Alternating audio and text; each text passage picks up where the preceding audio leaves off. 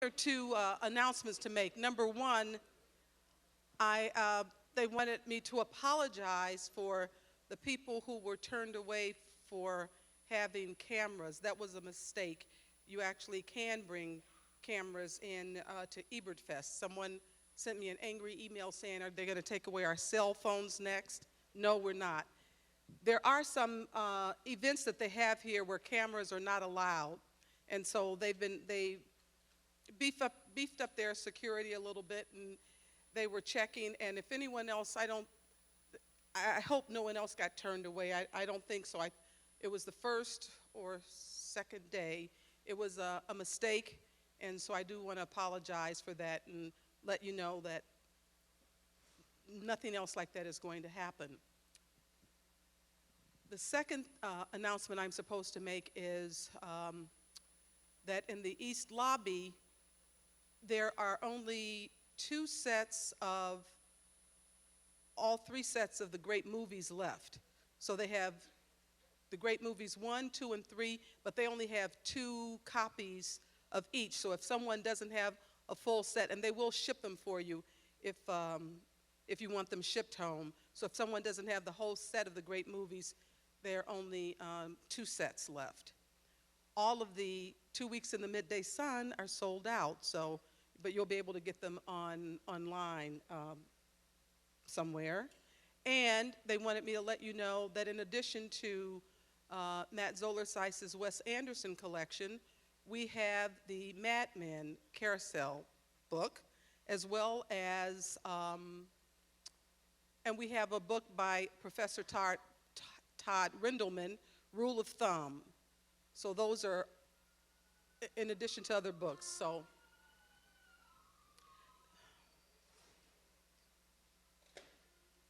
And I know there was another announcement, but I didn't put it on a list, so oh well.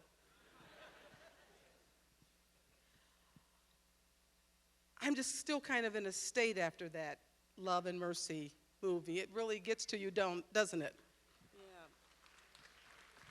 I think probably the other reason I feel like this is I was hoping that we could bring Brian Wilson for you, and we couldn't, so I'm kind of a little sad about that. But at least we have the beautiful movie, and now we're going to have panelists to talk about it. One of our panelists is John Eisberg. He's a filmmaker, educator, musician, and founder of Swede Films, a local film production company specializing in music video, narrative, short, and documentary film. He's currently in production on a feature-length documentary on the beginnings of the DIY punk indie music scene of the Midwest. He has toured the US and Canada in bands. He's appeared in music videos on MTV, VH1,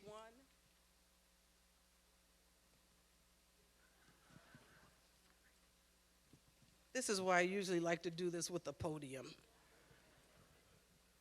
or just memorize it. And he's opened for bands such as the Psychedelic Furs and the Church. He has worked with adults with developmental disabilities at local nonprofits and students with emotional disabilities in public schools. He earned his bachelor's degree in sociology from Eastern Illinois University and his master's degree in special education from the University of Illinois Urbana-Champaign. And he's a lifelong Beach Boys fan. And this film is sponsored by the Champaign County Alliance for, what's the first word? I call it AIR, Acceptance, Inclusion, and Respect. Yes.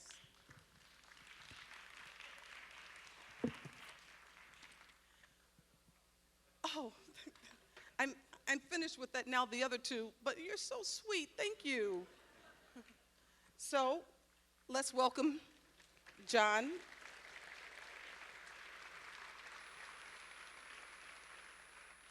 And we're also having, you met earlier, Matt Fagerholm. Come out, Matt. He's going to help with this.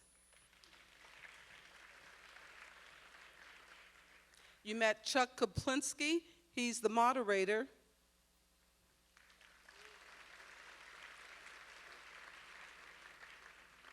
And you've also met Dr. Eric Pearson.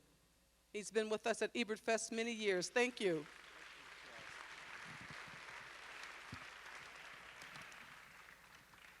All right. Before we get started, I wanted to mention a couple things that pertain to the film. If you are at all curious about the session players that you saw in the sequences when they were doing Pet Sounds, there's a great documentary called The Wrecking Crew.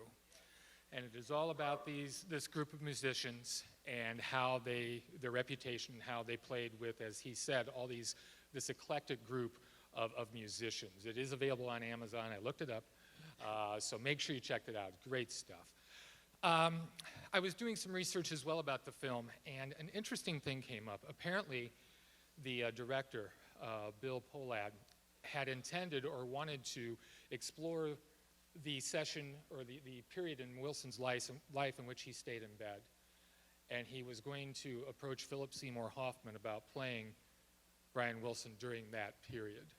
But because I believe of the length of the film and the script, they dropped that idea. But hearing that, of course, just boggles the mind and all the possibilities, of course, that could have gone on in the film, seeing him in that role.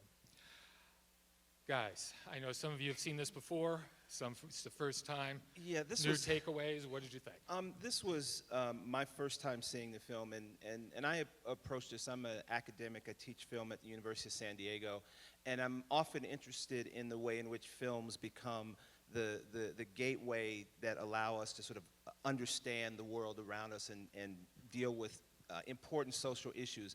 And this film really does an interesting job in sort of having a conversation about mental illness and sort of the progression of it and historically where we've come, because it's one thing to say why didn't he get help in 1963, but then we have to ask ourselves, well, what kind of help was actually available for someone in 1963?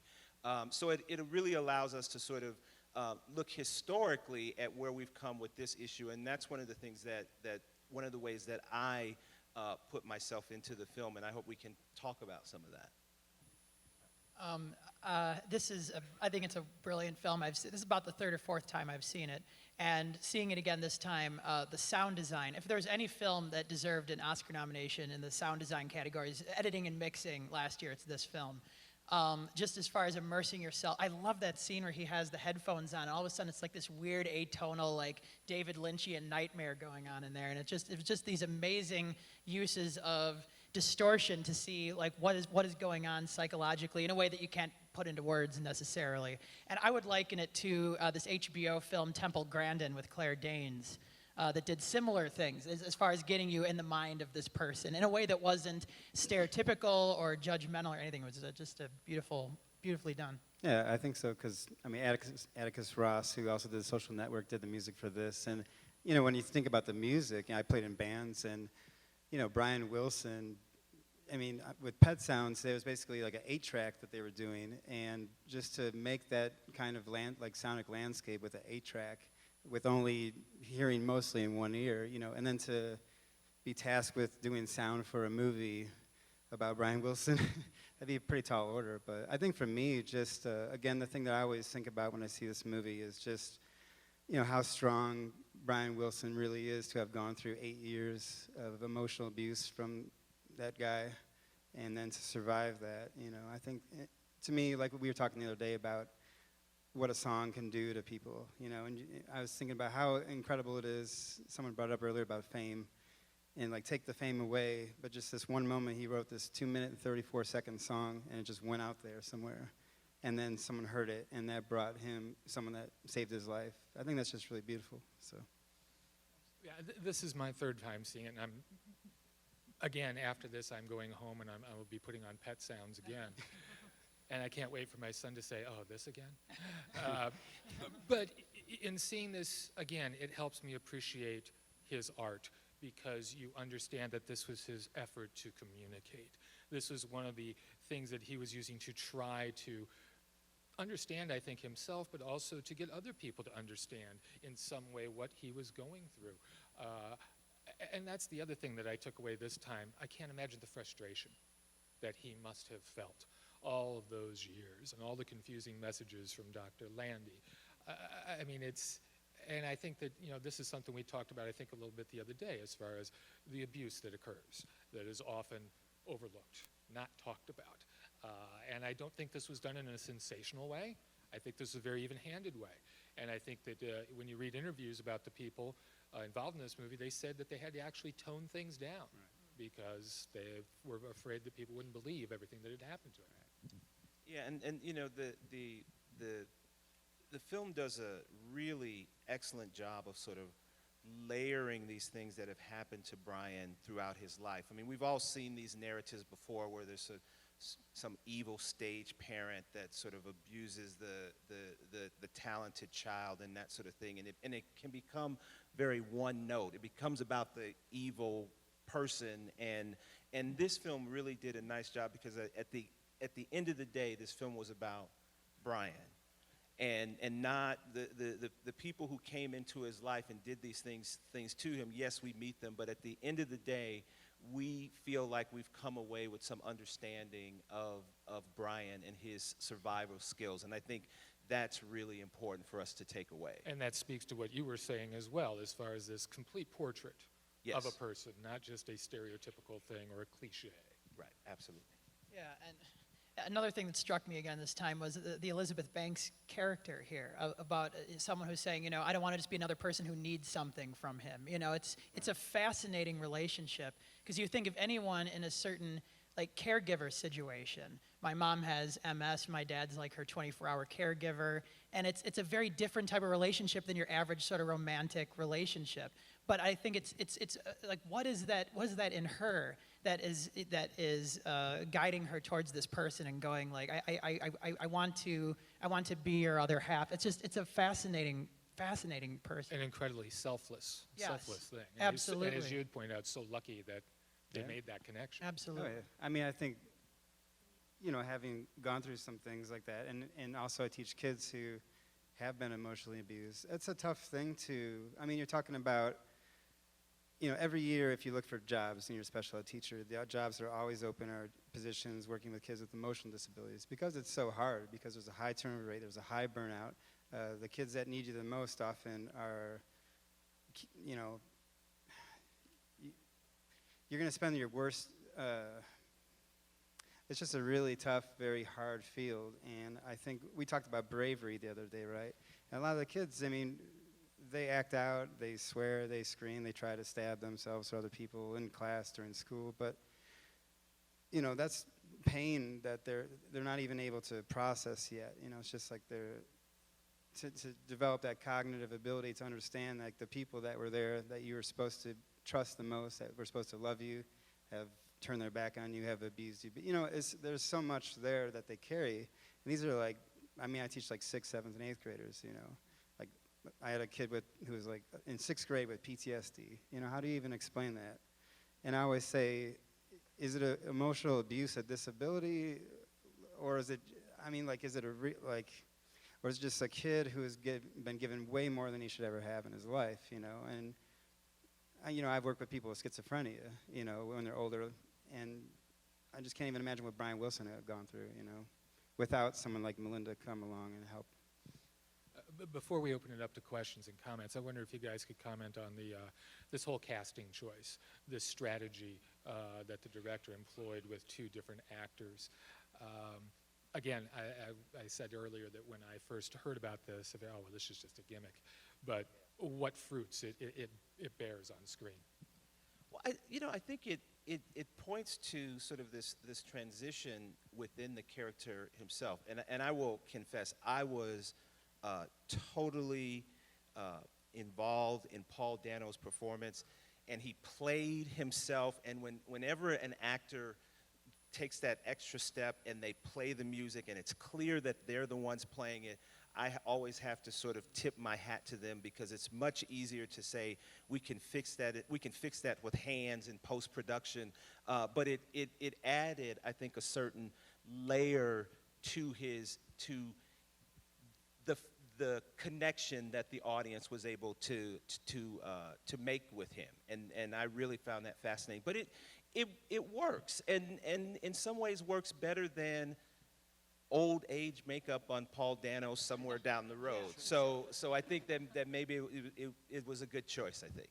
On that note, about you saying he's playing his own music, I read that Paul Dano, he was a musician, he was in bands, and apparently the Pet Sounds recording sessions there, they filmed with two 16mm cameras, and he was actually directing the musicians as far as pointing out the notes and how they should do it. So that was, his, as you say, his background just gives a validity to the whole thing. I didn't realize I was a Brian Wilson fan until I saw this movie, and I was like, all my favorite Beach Boys songs, he's the one that wrote it. There's just so much depth to them, and I'll just say, Wouldn't It Be Nice, really quick. It's one of the best end credit songs ever in Michael Moore's Roger and Me, if you've seen how they use that there. And I love how it's very differently used here. But as you said, the juxtaposition, I love how it's like different, it's each end of his life is like haunting the other. You feel Giamatti's presence in the Dano scenes. You see, because there's some of the scenes with the father, it's a similarly abusive, emotionally abusive dynamic, and I love how certain aspects of both ends of the film mirror each other, and to have that juxtaposition all the way through is really intriguing. Yeah, I mean, I think that Paul Dano definitely had the juicy part because he gets to be in the studio and playing the hits, and it's fun. You get to see Hal Blaine talk about how he's better than Phil Spector, which I always like because, he's not a good person. but and he likes he Master wore of a lot of understatement down there at the wigs end. and but I think, and so I think he definitely gets the lion's share of attention. But also I feel like John Cusack has such an interesting part because he has so much more subtlety and nuance and portraying someone who goes through something like that is very difficult. And I think like how towing that line between mental illness and also going through that controlling and the manipulation and everything is just, and I don't know, we were talking about how like the thing I love about Brian Wilson is he goes through all that horrible times, but he's not writing like angry punk songs. He's writing God Only Knows. He writes Love and Mercy. He writes these beautiful songs that are so heartfelt. We talked backstage about how he had his brother Carl sing the lead on God Only Knows because he was like, Carl's got the most angelic voice I've ever heard, and like only someone who really believes in music and believes in that would just give up that space and say, this is what that song needs, you sing that. I just think that's really remarkable. Yeah. It's also, I think, a great opportunity for us to sort of, because oftentimes we think of creative people as they're not normal in such a way, and they're very normal, and this his mental illness, I would hate for that to say, well, that's part of what made him creative, was that he was this, and because I think that we miss the opportunity to sort of say that no, that's not where we need to go with that particular conversation, because it was clear that there was this creative genius, and then there were these things that happened to him which were above and beyond the creative process. And because sometimes we sort of, particularly when we're dealing with very creative people, we're like, well, there's something wrong with them. And I don't think that there's something wrong with them in that way. I think it's a gift that they have, and they're able to channel that and share that with us. Because I mean, when Brian Wilson comes back for himself, not for us. Because oftentimes it's like, there's this pressure to come back for the fans or something, but I think that what was great was he got married and had 5 kids, and when he was ready to do this thing again, then I'll do it again. And I think that that's really something that's important to recognize. It's not about the money or the fame. No, It's absolutely. the art. Yeah. I mean, I think when you said that, it was just funny because, if you've been in bands, you always know like there's that weird band dynamic. You guys, who's played in bands before? So you guys know, like, there's always like that one guy who's like, can we just do the one hit song over and over again? And you're like, no. But I mean, it's just, you got to grow. And I like the fact that there's that scene where he says, I have to grow. I can't just write about parking lots and songs and surfing because surfers don't like us. We don't even surf. We don't even surf. Do people? Are there mics around? So if people have questions, we'll certainly take some questions. There's one right down there, and there's one over there. Question down front from you. Doctor, I'm glad to hear you say that Brian Wilson's creativity shouldn't be associated with whatever his problems are. It would Right. appear that because he was creative, he was treated differently by his father, and that's what I think happened. I know that there's a complex dynamic there, and that, I'm really glad you said that, because I don't want to think that he is some sort of, that the two things, have to be coupled. Right. But I really think that what I was concerned, because Brian Wilson said he is being treated properly now and he's doing better. So he is in remission for whatever's going on with him now. Yeah, I mean, he's back performing, and I think that over a period of time, in the beginning, there was this question about, if you book this guy, is he going to show up, because he's still struggling? And I think that one of the great sort of endings to this story is that we're not having those conversations about Brian Wilson anymore. He's gotten the help that he needs, and that's really exciting. And I think it points to this idea of how mental illness there's a stigma attached to it, and it takes a while to move past that, and he's certainly moved past that as a performer.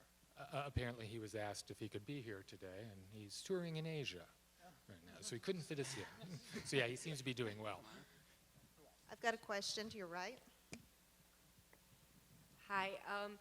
Since given the sponsorship of this particular screening, I was wondering if you had particular examples of good and bad portrayals of mental illness in movies, because I think there are more bad than good. Where do we begin?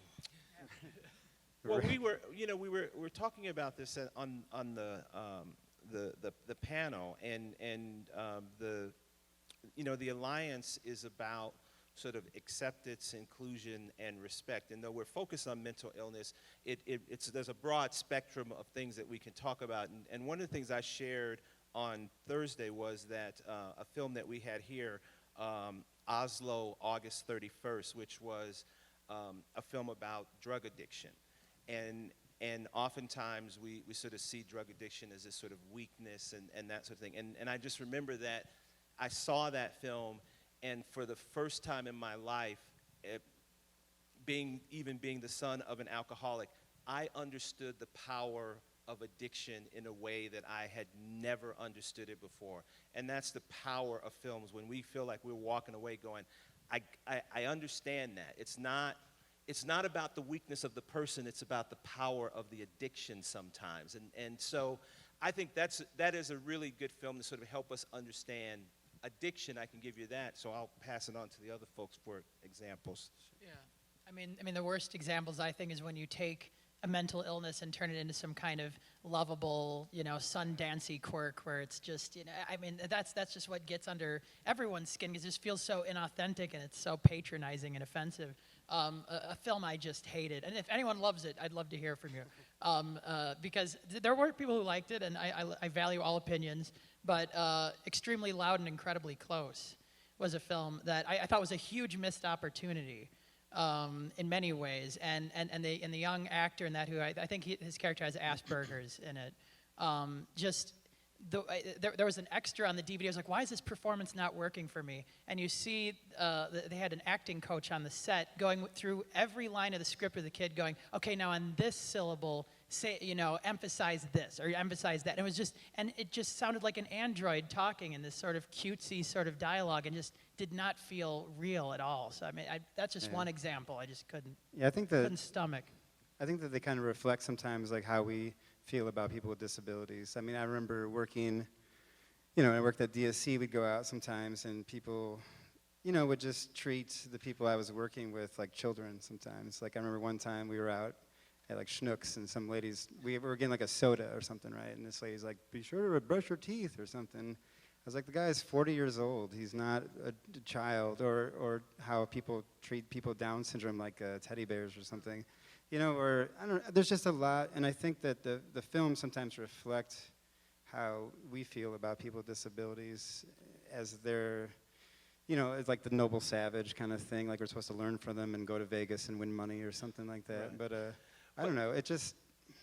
Yeah, but to pick up on your question, what I would encourage us to do is understand that a film sort of picks up at a specific moment and maybe highlights a specific issue, and then it becomes an opportunity for us to recognize how much we may still need to learn about that issue. When on the panel, we were talking about autism, and everyone kept sort of circling back to Rain Man and circling back to Rain Man, without sort of realizing that Rain Man was an excellent opportunity to have a conversation about autism, but it was also an opportunity to recognize that the portrayal in the film is about such a small segment of the autistic population that it's now our responsibility to say, I'm interested in this character, maybe I need to find out more about this or whatever it happens, whatever it happens to be. And I think that film can sort of bring us to the table, but we then have to do some of the work ourselves and recognize that, hey, if every conversation I have about autism begins and ends with Rain Man, then I don't know anything about autism, and I have to recognize that. Well, and I think as critics and consumers, we have to hold them accountable as well. If there's something inauthentic that we see on screen, it has to be questioned.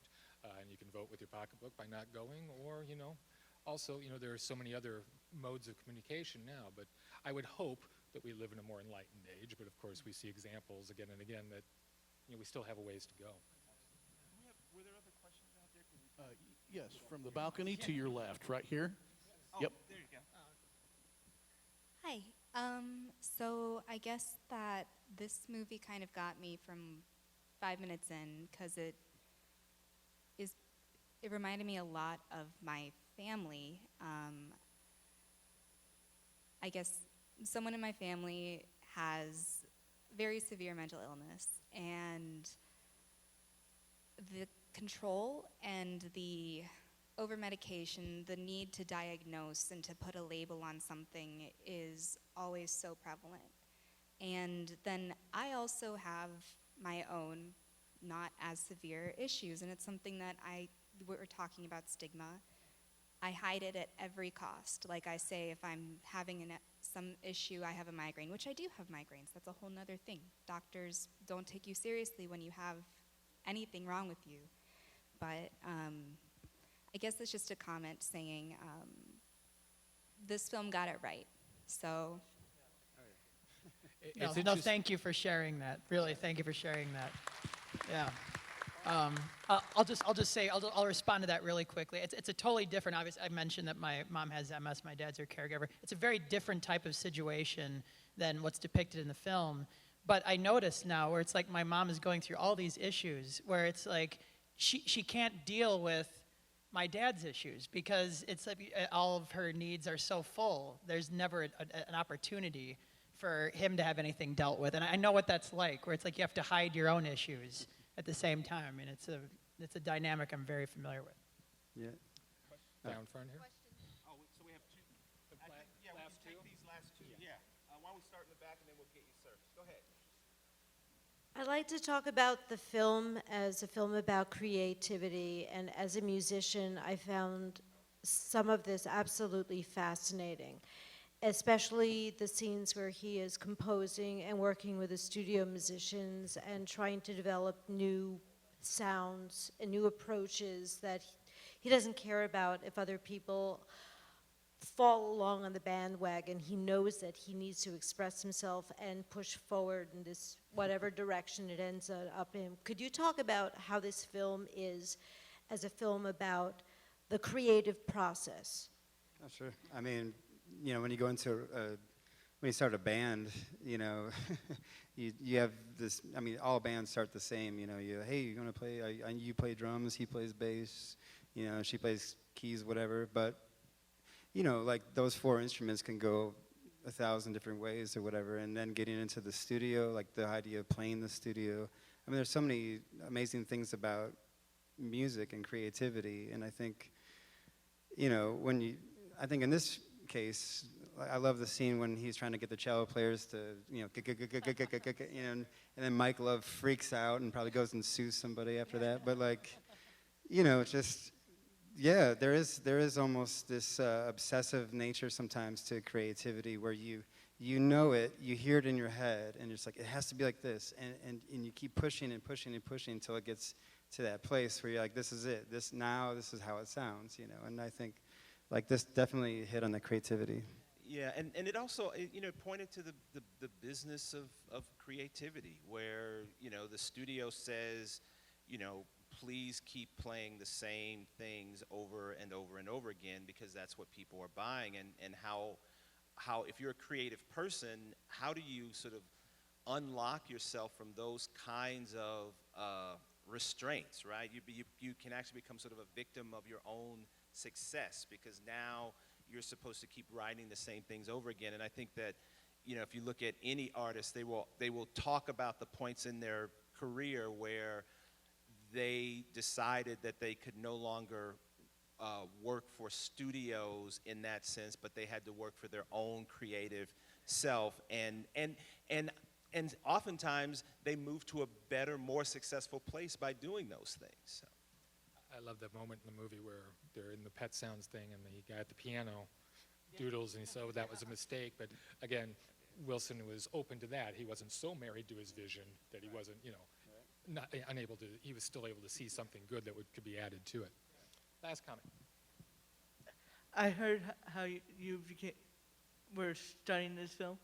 What is it that drew you to be a musician? That's the question for you. And what drew you to your job is? Well, I'll start with me. I'm a graduate of the University of Illinois. I have a BFA in acting from this great university, and I have a PhD in communication. And I tell people that teaching is performance. And so when I teach, I'm performing, and it gives me so much joy. I am so blessed to be able to do something that I love. I absolutely love it, and I thank this place for it. And I thank Roger for, including me in this sort of space as well. So it's just something that I feel like I had to do. I didn't really think about other professions.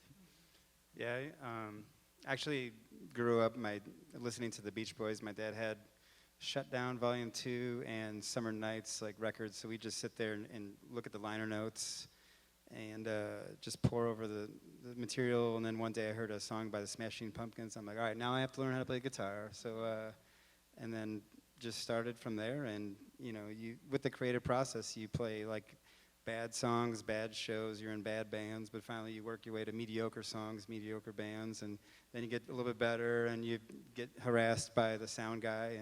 And as far as teaching, I just have a strong belief in everyone's abilities, and so, I don't know, like this movie just really means a lot to me. Just one, to have my musical hero show what it really means to survive and love and have compassion, and I think that's just, and to think about what my students have gone through, and even though you can go through hell, that there is something beautiful out of that, and that you are so much stronger than you ever know, So that's kind of how I feel about that.